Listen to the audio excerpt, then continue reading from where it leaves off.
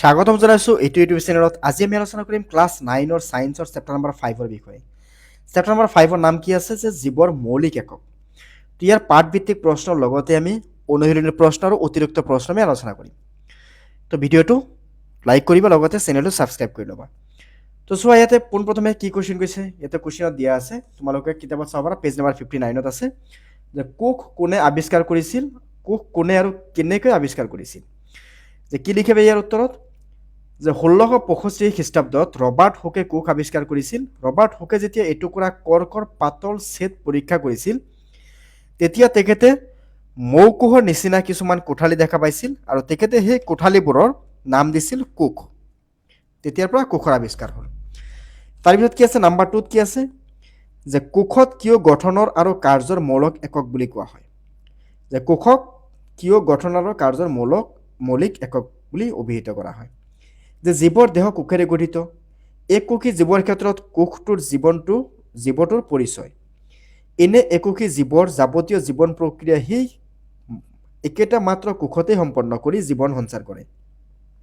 উচ্চ শ্ৰেণীৰ বহুকোষী জীৱ, যেনে আমি মানুহ বা বেলেগ জীৱ জন্তু বা গছ, যে উচ্চ শ্ৰেণীৰ বহুকোষী জীৱৰ দেহত গঠন আৰু জৈৱিক প্ৰক্ৰিয়া কিছুমান জটিল যদি মূল একক কোষে হয় বা কোষ। এইখিনি লিখি দিলেই হৈ যাব। তাৰপিছত চোৱা কি আছে, নেক্সট আছে যে কাৰ্বন ডাই অক্সাইড আৰু পানীৰ দৰে পদাৰ্থবিলাক কোষৰ ভিতৰলৈ বা বাহিৰলৈ কেনেদৰে চলাচল কৰে আলোচনা কৰা। যে কাৰ্বন ডাই অক্সাইড বা পানীৰ দৰে পদাৰ্থবিলাক কোষৰ ভিতৰলৈ বা বাহিৰলৈ ব্যাপন প্ৰক্ৰিয়াৰ দ্বাৰা চলাচল কৰে। যদি একবাৰ কৰা সেইখিনি লিখিবা, যদি 2 বা 3 বাৰ কৰা তেতিয়াহ'লে আৰু অকণমান বহলাই লিখিবা।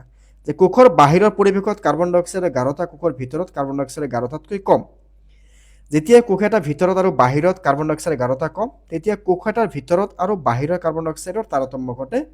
তেতিয়া কোষটোৰ ভিতৰৰ কাৰ্বন ডাই অক্সাইড উচ্চ গাঢ়তা অঞ্চলৰ পৰা কোষৰ বাহিৰলৈ নিম্ন গাঢ়তা অঞ্চললৈ ব্যাপন প্ৰক্ৰিয়াৰে ওলাই আহে। এইখিনি লিখিলেই চলি যাব। তাৰপিছত কি আছে, কোষাবৰণখনক কিয় অৰ্ধবেদ্য আৰু আৱৰণ বুলি আখ্যা দিয়া হয়। যে কোষাবৰণখনে কিছুমান দ্ৰাৱক কোষৰ ভিতৰলৈ বা বাহিৰলৈ যোৱাত বা ভেদ কৰাত সহায় কৰে। মানে কিছুমান দ্ৰৱক ভিতৰত যাব দিয়ে, কিছুমান দ্ৰৱক ভিতৰত যাবলৈ বাধা দিয়ে। আনহাতে আকৌ কিছুমান দ্ৰৱক সৰকি যোৱাত বা ভেদ কৰাত বাধা দিয়ে। সেইবাবে কোষাবৰণক অৰ্ধভেদ্য আৱৰণ বুলি কোৱা হয়। তাৰমানে কি হৈছে, কিছুমান দ্ৰৱক ভিতৰত সোমাব দিয়ে, কিছুমান দ্ৰৱক সি বাহিৰলৈ ঠেলি পঠাই দিয়ে। সেই ইয়াক অৰ্ধভেদ্য আৱৰণ বুলি কোৱা হয়। তাৰপিছত চোৱা কি কৈছে, যে প্ৰকোষ কেন্দ্ৰীয় কোষ আৰু সংকোষ কেন্দ্ৰীয় কোষৰ মাজত ব্যাখ্যামূলক পাৰ্থক্য দাঙি ধৰি এখন তালিকা প্ৰস্তুত কৰা। যে প্ৰকোষ কেন্দ্ৰীয় কোষ, সংকোষ কেন্দ্ৰীয় কোষ বহুত ইম্পৰ্টেণ্ট, এক্সামত আহিয়ে থাকে। যে আকাৰ সাধাৰণতে সৰু 1 পৰা ইয়াতে কি আছে 100 মাইক্ৰন, সংকোষ কেন্দ্ৰীয় 5 পৰা 1 পৰা 10 মাইক্ৰন, কিন্তু সংকোষ কেন্দ্ৰীয় 5 পৰা 100 মাইক্ৰন। কোষ কেন্দ্ৰ, ইয়াতে কোষ কেন্দ্ৰীয় অঞ্চল আছে, ইয়াৰ কোষ কেন্দ্ৰীয় অঞ্চল নিৰ্দিষ্ট আৰু ইয়াক কেন্দ্ৰ বৰ্ণৰে আবৃত কৰি ৰাখে, কিন্তু ইয়াক কেন্দ্ৰ বৰ্ণৰে আবৃত্তি কৰি নাৰাখে। ক্ৰমোজম এডাল, ইয়াৰ ক্ৰমোজম বেছি বা বহুত কেইটা। তাৰপিছত কি দেখিবা, ইয়াতে আৱৰণ বিশিষ্ট কোষ অংগাণু থাকে, ইয়াতে আৱৰণ বিশিষ্ট কোষ অংগাণু নাথাকে। অ'কে, তো হৈ গ'ল। এতিয়া নেক্সট আমি চাওঁ। ইয়াতে নেক্সট চোৱা, ইয়াতে নাম্বাৰ 2 যিটো আছে 2ত লিখিব গ'লে তোমালোকে এইখিনি লিখিব পাৰা যে সুসংগঠিত কোষ কেন্দ্ৰ বা কোষ কেন্দ্ৰ বৰ্ণেৰে আবৃত প্ৰকৃত কেন্দ্ৰস্থল নাথাকে। আৰু 4 এইটোত লিখি দিব পাৰা আৱৰণী বিশিষ্ট কোষাংগণু, যেনে মাইটকণ্ড্ৰিয়া, গলগি বডি, ক্লৰপ্লাষ্ট ইত্যাদি। নেক্সট আছে প্ৰশ্নাৱলী, যে তুমি অধ্যয়ন কৰি অহা কোষ অংগাণুবিলাকৰ ভিতৰত 2খন কোষ অংগাণুৰ নাম লিখা, যি দুটা আনুবংশিক পদাৰ্থ জেনেটিক মেটেৰিয়েল থাকে। ইয়াতে কি লিখিবা, প্লাষ্টিড আৰু মাইটকণ্ড্ৰিয়া। তাৰপিছত কুৱেশ্যন নম্বৰ 2ত কি কৈছে, যদিহে কিছুমান ভৌতিক আৰু ৰাসায়নিক কাৰকৰ প্ৰভাৱত কোষৰ সংগঠন ক্ষতি হয়, তেতিয়া কি হ'ব। যে কোষটোৱে তাৰ প্ৰাথমিক কাম কৰিবলৈ বন্ধ কৰি দিব, ফলত কোষটোৰ মৃত্যু হ'ব, আৰু তেতিয়া লাইচোজমে সিহঁতৰ ভিতৰত থকা পৰিপক্কীয় উৎসেচকবিলাক নিৰ্ধাৰণ কৰি নিজে থকা কোষটোক ধ্বংস কৰিব। সেয়ে লাইচোজমক আত্মঘাতী মোনা বুলি কোৱা হয়। এইটো আমি লিখিম যে লাইচোজমক কিয় আত্মঘাতী মোনা বুলি কোৱা হয়।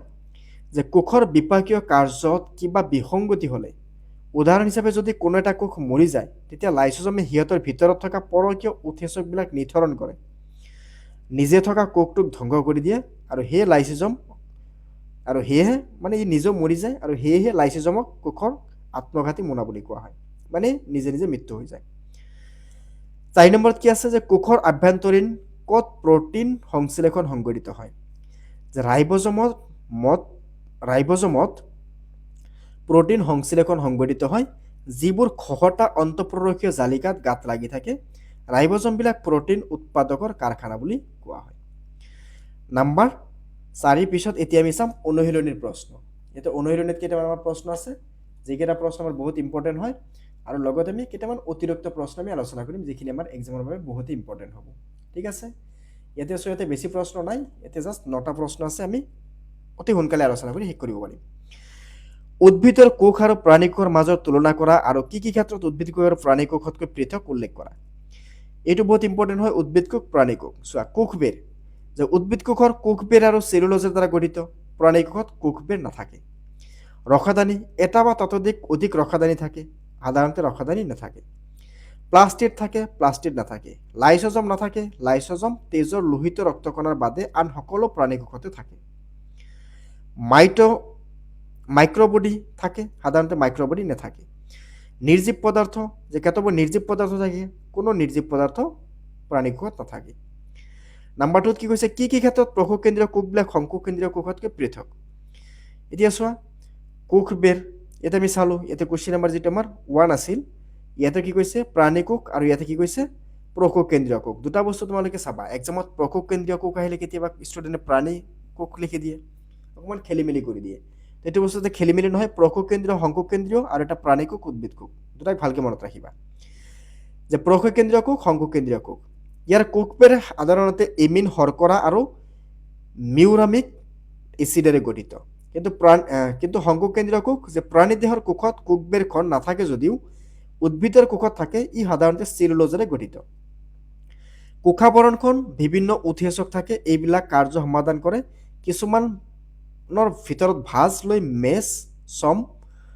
মেছ'জম নামৰ অংগাণু গঠন হয়, ইয়াতে শ্বসন প্ৰক্ৰিয়া সম্পন্ন হয়। আৰু শংকুকেন্দ্ৰীয় কোষত কি আছে, কোষাবৰণখন বিপক্ষীয় কাৰ্যত অংশ নলয়, এইবিলাক কোনো শ্বসন ক্ৰিয়াত মাইটকণ্ড্ৰিয়া সম্পন্ন হয়। কোষকেন্দ্ৰ, প্ৰকৃত কোষকেন্দ্ৰ নাথাকে, সুস্পষ্ট কোষকেন্দ্ৰ থাকে। তাৰপিছত শ্বসনত কি লিখিবা, যে মেছ'জম নামৰ বিশেষ ধৰণৰ কোষাংগনত শ্বসন কাৰ্য সম্পন্ন হয়, মাইটকণ্ড্ৰিয়াত শ্বসন কাৰ্য সম্পন্ন হয়। কোষ বিভাজন দ্বিবিভাজনৰ পদ্ধতিৰ দ্বাৰা সম্পন্ন হয়। কোষ বিভাজন এমাইট'চিছ, মাইট'চিছ আৰু মিঅ'চিছ পদ্ধতিৰ দ্বাৰা বিভাজন হয়। ৰসাদানী নাথাকে, কিন্তু উদ্ভিদ কোষত ডাঙৰ ৰসাদানী থাকে। এতিয়া নাম্বাৰ 3 চোৱা, কি কৈছে, কোষৰ কোষাবৰণখন ফাটি গ'লে কি হ'ব, যে কোষাবৰণখন ফাটি গ'লে কোষস্থ পদাৰ্থখিনি বাহিৰলৈ ওলাই আহিব, ফলত কোষস্থ পদাৰ্থখিনি সুৰক্ষা তথা দৃঢ়তাত বাধাৰ সৃষ্টি হ'ব আৰু কোষবিলাকৰ মাজত দ্ৰৱৰ আদান প্ৰদান বাধা জন্মিব বা বন্ধ হৈ যাব। কোষ একোটাত যদি গলগী সংগ নাথাকে, তেন্তে গলগী সংগই জৈৱিক ক্ৰিয়াৰ বাবে প্ৰয়োজনীয় প্ৰটিয়েজ, লাইপেজ আৰু আদি উৎসেচক আৰু চেলুলোজ, পেকেটিন আদি দ্ৰব্য নিৰ্ধাৰণ কৰে। কোষৰ অন্যান্য নিৰ্ধাৰণ দ্ৰব্য সাঁচি ৰাখে। কাৰ্বহাইড্ৰেট, প্ৰটিন সংশ্লেষণ উদ্ভিদৰ কোষ বিভাজনৰ সময়ত এটা অপত্য কোষৰ মাজত কোষাবৰণ গঠন কৰে আৰু লাইচোজম নামৰ অংগিকাও গঠন কৰে। এইখিনি দেখিলে হৈ যাব দিয়া। গতিকে গলগী সংগ নাথাকে, তেতিয়াহ'লে কোষ এটাৰ ওপৰত উল্লেখিত কামবোৰ প্ৰভাৱ পৰিব বা কামবোৰ নহ'ব। নাম্বাৰ 5ত কি কৈছে, কোনটো কোষ অংগাণু কোষৰ শক্তিৰ ভঁৰাল বুলি আখ্যা দিয়া হয়, মাইটকণ্ড্ৰিয়াক। আৰু কিয়, তো চোৱা, মাইটকণ্ড্ৰিয়াক শক্তিৰ ভঁৰাল বুলি আখ্যা দিয়া হয় বা কোৱা হয়, কিয়নো যে শ্বসনত প্ৰয়োজন হোৱা এনজাইম প্ৰস্তুত কৰাৰ লগতে খাদ্যবস্তু নিহিত হৈ থকা শক্তি জাৰণ ক্ৰিয়াৰ দ্বাৰা মুক্ত কৰি মাইটকণ্ড্ৰিয়াই সিহঁতৰ দেশত এটিপি মানে এডিনোচাইন ট্ৰাইফচফেট নামৰ কণাবোৰত সঞ্চয় কৰি ৰাখে বা জমা কৰি ৰাখে। সেয়ে মাইটকণ্ড্ৰিয়াক কোষৰ শক্তিৰ ভঁৰাল বুলি কোৱা হয়। মানে তাতে আমি খাদ্য খোৱাৰ পিছত খাদ্যখিনি কি কৰে, তাৰ পৰা যিখিনি এনাৰ্জি পোৱা যায় বা শক্তি পোৱা যায়, সেইখিনি মাইটকণ্ড্ৰিয়াত জমা কৰি ৰাখে। যেতিয়া আমি খাদ্য নাখাওঁ, সেইখিনি শক্তি লাহে লাহে এৰি দিয়ে। সেই মাইটকণ্ড্ৰিয়াক কি কোৱা হয়, শক্তিৰ ভঁৰাল বুলি কোৱা হয়। কোষাবৰণখন গঠনৰ বাবে লাগতিয়াল লিপিড আৰু প্ৰটিনবিলাক ক'ত সংশ্লেষিত হয়, যে প্ৰটিনবোৰ ৰাইবজমত সংশ্লেষিত হয়। লিপিডবোৰ মিহি অন্তঃগ্ৰৰখীয়া জালিকাত সংশ্লেষিত হয়। এমিবাই কিদৰে আহাৰ গ্ৰহণ কৰে, যে কোষাবৰণৰ নমনীয় গুণ বিশিষ্ট হোৱাৰ বাবে কোষে বঢ়ি পৰিৱেশৰ পৰা খাদ্য আৰু অন্য বস্তু গিলিব পাৰে। এনে প্ৰক্ৰিয়া অন্তঃকোষীয় ভক্ষণ বুলি কোৱা হয়। এমিবাই এই প্ৰক্ৰিয়াৰে খাদ্য গ্ৰহণ কৰে। তোমাক যে পৰীক্ষাটো দিয়ে আশ্ৰিতি কি লিখিবা? এনেকৈ লিখিবা। আশ্ৰিতি হ'ল এখন অৰ্ধবেদ্য আৱৰণৰ মাজেৰে উচ্চ গাঢ়তা অঞ্চলৰ পৰা নিম্ন গাঢ়তাৰ অঞ্চললৈ প্ৰবাহিত হোৱা পানীৰ গতি। তাৰপিছত কি কৈছে? আশ্ৰিতিৰ বাবে তলৰ পৰীক্ষাটো কৰিছোঁ আৰু বাকলি গুচোৱা, আলুৰ গুটিৰ চাৰিওফালে লোৱা আৰু প্ৰত্যেক টুকুৰাৰ মাজত অংশটো এৰুৱাই একোটা পিয়ালৰ নিচিনা কৰি লোৱা। এই টুকুৰাটো সিজাই লোৱা আলুৰ পৰা ল'ব পৰা। তো চোৱা, এনেকুৱা কুৱেশ্যন আমাৰ এক্সামত নাহে। আমি এইবোৰ কুৱেশ্যন এনেকুৱা ছল্ভ কৰি আমি বেকাৰ টাইম নষ্ট নকৰোঁ। এতিয়া আমি অতিৰিক্ত প্ৰশ্ন কেইটামান চাম। তো চোৱা, কোষ কি? ইয়াক কোনে আৱিষ্কাৰ কৰিছিল? যে কোষ জীৱৰ দেহৰ গঠনৰ একক আৰু কৰ্ম সম্পাদনকো একক, অৰ্থাৎ কোষ জীৱৰ মৌলিক একক। 1665 চনত ৰবাৰ্ট হুকে কোষ আৱিষ্কাৰ কৰিছিল। জীৱৰ কোষৰ ঘাই কোষাংগ এটাৰ নাম লিখা, যে মাইটকণ্ড্ৰিয়া। এইটো নাইটকণ্ড্ৰিয়া হৈছে, নাইটকণ্ড্ৰিয়া নহয়, মাইটকণ্ড্ৰিয়া। নিৰ্দিষ্ট আকৃতি নোহোৱা এবিধ জীৱৰ নাম লিখা। এমিবাৰ কোনো নিৰ্দিষ্ট আকৃতি নাই। প্লাষ্টিকৰ বৰণ কিহৰ ওপৰত নিৰ্ভৰ কৰে? প্লাষ্টিকৰ ভিতৰত থকা বিভিন্ন ৰঞ্জক দ্ৰব্যৰ ওপৰত। লিউক প্লাষ্টিক সাধাৰণতে ক'ত পোৱা যায়? যে ইয়াক ঘাইকে মাটিৰ তলত থকা শিপা আৰু মৃদুগত কাণ্ডৰ পোৱা যায়। কাণ্ডৰ সঞ্চয় কলাতো ই থাকে। পানীৰ দ্ৰৱণীয় ৰঞ্জক পদাৰ্থবোৰৰ নাম কি? এন্থোচায়ানিন। এই পানীত একদম মিহলি হৈ যায়। খাদ্যৰ পৰা মুকলি হোৱা শক্তি ক'ত সঞ্চয় হৈ থাকে? এটিপিত বা মাইটকণ্ড্ৰিয়াত। এটিপি মানে কি? এডেনোচাইন ট্ৰাইফচফেট। এইটো ফুল ফৰ্ম কেতিয়াবা এক্সামত আহি যায়।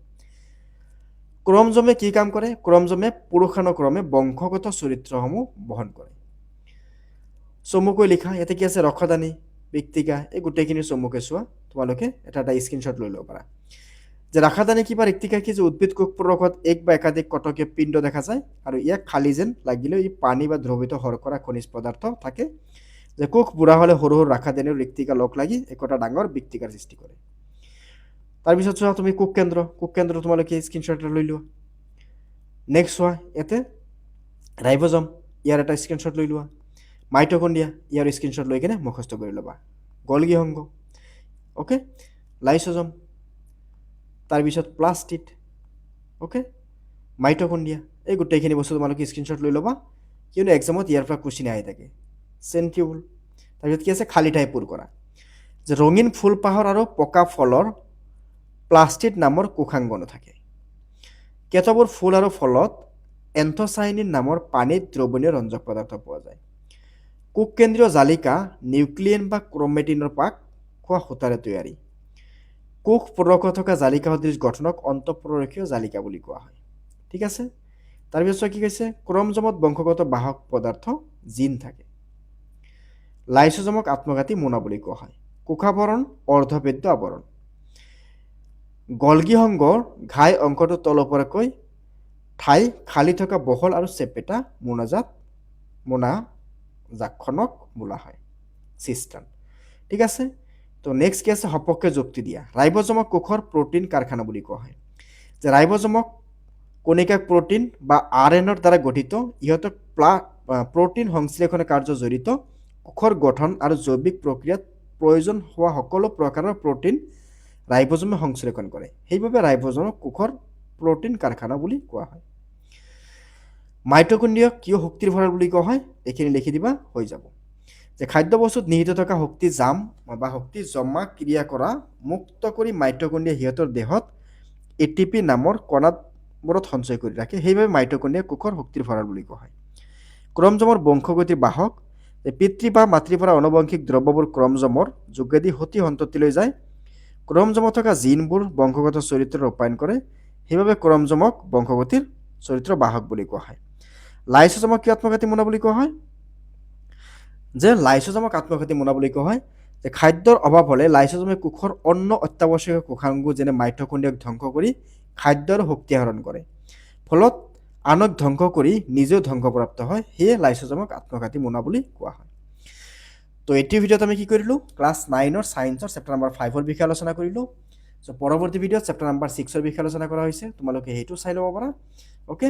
আৰু চেনেলটো ছাবস্ক্ৰাইব কৰি দিবা, লগতে বেল আইকনটো দবাই দিবা। আমি আকৌ লগ পাম পৰৱৰ্তী ভিডিঅ'ত।